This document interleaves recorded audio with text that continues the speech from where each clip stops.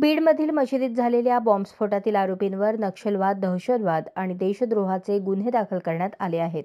आम आदमी पक्षाने या प्रकरणी सक्रिय निषेध नोंदवला आहे.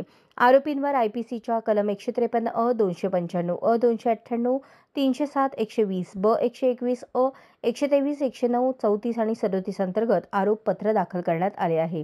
याशिवाय आरोपींविरुद्ध स्फोटक कायदा, UAPA कायदा आणि महाराष्ट्र नियंत्रण कायद्याअंतर्गतही आरोप दाखल करण्यात आले आहेत. आम आदमी पक्षाने या प्रकरणी सक्रिय निषेध नोंदवला आहे आणि आरोपींना कठोर शिक्षा देण्याची मागणी केली आहे.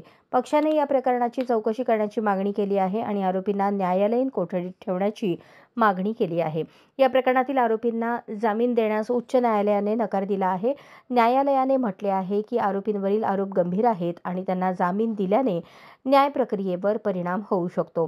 आम आदमी पक्षाचे शहर सहसचिव महमूद गब्बुरे यांनी कार्यक्रम पार पाडण्यासाठी प्रयत्न केले. या यशाचा आनंद साजरा करण्यासाठी आम आदमी पक्षाने मिठाई वाटली.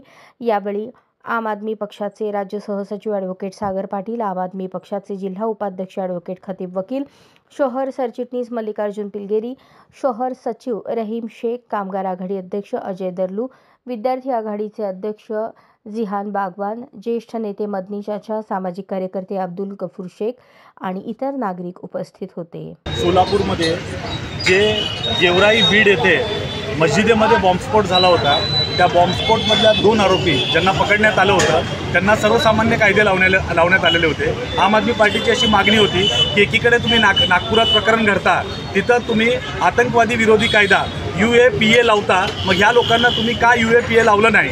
1967 ॲक्ट UAPA ह्या लोकांना देखील लागला पाहिजे, यासाठी आम आदमी पार्टीने सह्यांची मोहीम घेतली होती आणि हा डाटा पूर्ण आम्ही पाठवत होतो.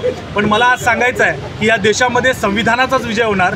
जर कोणी ठरवलं की एखाद्या माणसाला कायद्याच्या पद्धतीनं संरक्षण द्यायचं आहे तर ते कधीच देऊ शकणार नाही. त्या 2 दोषींना ज्यांनी मस्जिदीमध्ये बॉम्बस्फोट केला होता त्या दोघांवरती देखील UAPA कायदा हा लावण्यात आलेला आहे आणि ह्यासाठी खरंच आम्ही न्यायालयाचे आभार मानतो आणि यासाठी आमचे जे बंधू आहेत तिथं या भागामध्ये यांना आम्ही मिठाई वाटप करून हा आनंद साजरा करणार आहे आणि संविधान कायम या देशामध्ये पुढे राहणार आहे. जर कुणाला वाटत असेल की संविधानाच्या विरोधात जाऊन वेगवेगळे कायदे जाती आणि धर्माच्या अनुसार करता येतील तर कधीच या देशामध्ये हे शक्य होणार नाही. या देशामध्ये संविधान जिंदाबाद आहे आणि संविधान जिंदाबाद राहणार.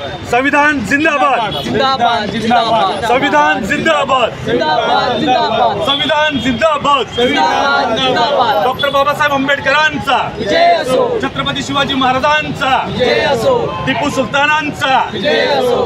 अशाच नवनवीन अपडेटसाठी जनता राज्य न्यूज चॅनलला सबस्क्राईब करा, लाईक करा आणि शेअर करायला विसरू नका.